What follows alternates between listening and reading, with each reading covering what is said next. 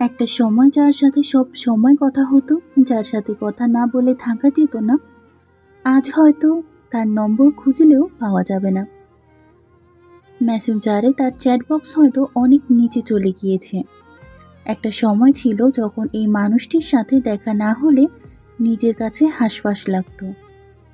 মনে হতো কখন তার সাথে দেখা করব, কিন্তু এখন হয়তো তাকে রাস্তায় দেখেও এড়িয়ে যাওয়া হয়, তাই না?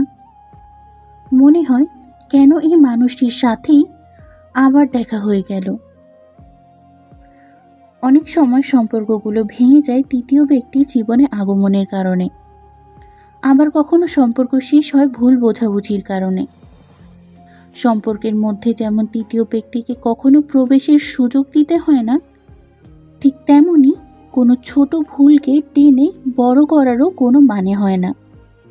এতে দিন শেষে তৃতীয় ব্যক্তির লাভ হয় আর সম্পর্কটা আপনারই নষ্ট হয়।